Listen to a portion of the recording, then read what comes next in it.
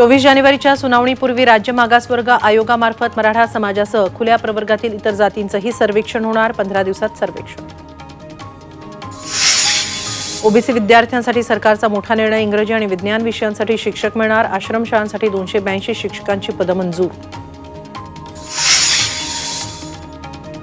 काँग्रेस नागपूरमधून लोकसभा निवडणुकीचा बिगुल फुंकणार. उद्या 138व्या स्थापना दिनी सभेसह महारॅली.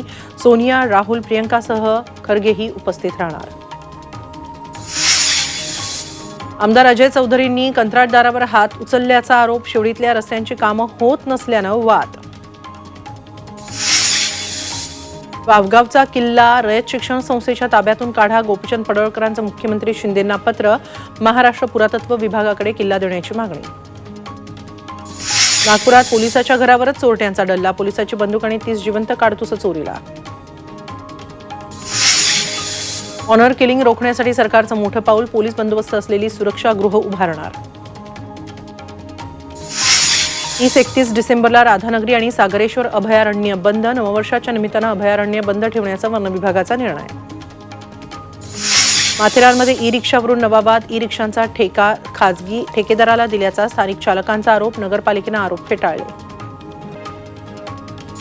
आरबीआय कार्यालयात धमकीचा ईमेल पाठवणारा गजाआड. गुजरातच्या वडोदरामधून आरोपीला मुंबई क्राईम ब्रांचकडून अटक. धमकीमागच्या उद्देशाचा शोध सुरू. यंदाच्या असमान पर्जन्यमानासोबतच कीड रोगांमुळे उत्पादनात घट. खरीपातल्या पिकांची उत्पादकता मोठ्या प्रमाणात घटली. कोरोनाच्या नव्या व्हॅरियंटनं चिंता वाढवली. देशात JN1 ची रुग्णसंख्या 100च्या पार. सर्वाधिक 36 रुग्ण गुजरातमध्ये तर महाराष्ट्रात 9 जणांना लागण. बेंगळुरूमध्ये कन्नड रक्षक वेदिकेचं कन्नड भाषेसाठी आंदोलन. इंग्रजी भाषेतील बोर्डांची केली तोडफोड. एकूण 10 कोटी जनधन योजनेची बँक खाती निष्क्रिय. सुमारे 5 कोटी खाती महिलांची. निष्क्रिय खात्यांमध्ये 12,000 कोटी.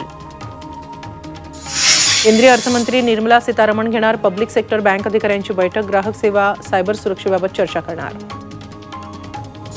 ममता बॅनर्जी, नितीश कुमार, लालू प्रसाद यादव राम मंदिराच्या प्रतिष्ठापनेच्या सोहळ्याला जाणार नाही. 22 जानेवारीला होतंय मंदिराचं लोकार्पण. संरक्षण मंत्री राजनाथ सिंह राजौरीत दाखल. दहशतवाद्यांनी हल्ला केलेल्या ठिकाणांना देणार भेट. सुरक्षा व्यवस्थेचा आढावा घेणार. ऑस्कर विजेता चित्रपट पॅरासाइटमधील अभिनेता ली सन क्यूचं निधन. पार्किंगमधील कारमध्ये मृतावस्थेत आढळला. क्यू सुसाईड नोट लिहून सोडलेलं घर. मायक्रोसॉफ्टचे सत्या नडेला यावर्षीचे सर्वोत्कृष्ट CEO. AI मधल्या योगदानाबद्दल दखल. इस्रायल आणि हमास युद्धाला 82 दिवस पूर्ण. मात्र अजूनही युद्ध सुरू. 100 पोलिसांच्या सुटका हेच आमचं लक्ष्य. इस्रायल प्रशासनाची माहिती.